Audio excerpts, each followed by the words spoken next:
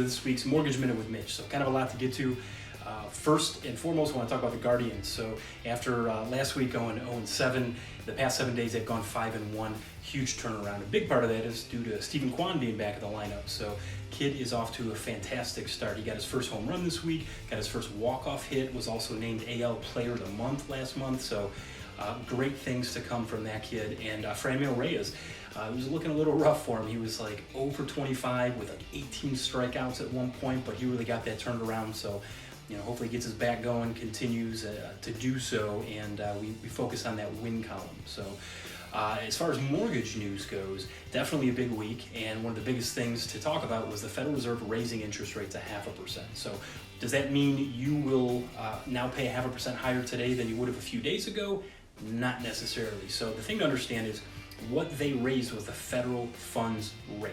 So it's not like a direct indicator of what you're going to pay if you're getting a mortgage. Now what that actually indicates is banks borrow from each other on a daily basis, and what they have to pay in interest for what they borrow is determined by the federal funds rate. So if that gets more expensive, it makes lending overall more expensive.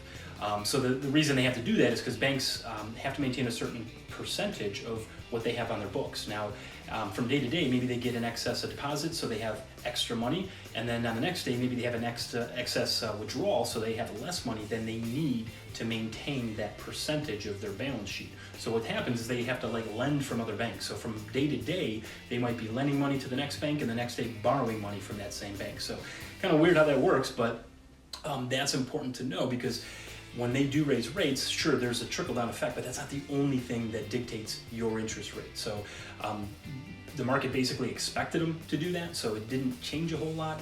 If they would have gone with a more aggressive policy at 0.75%, we probably would have seen some fallout. But because of that, things are just kind of humming along. They're still moving up, although it's slowed a little bit, so we'll see what happens. But the big thing is, let's hope this helps temper inflation, because as you and I know, it is out of control. Last thing I want to do is thank all the wonderful, beautiful, amazing mothers out there. Thank you. Have a wonderful Mother's Day. I hope you enjoyed this weekend. None of us would be here without you, so thanks for all you've done, all you continue to do, and will do in the future. So thanks for tuning in, and we'll see you next week.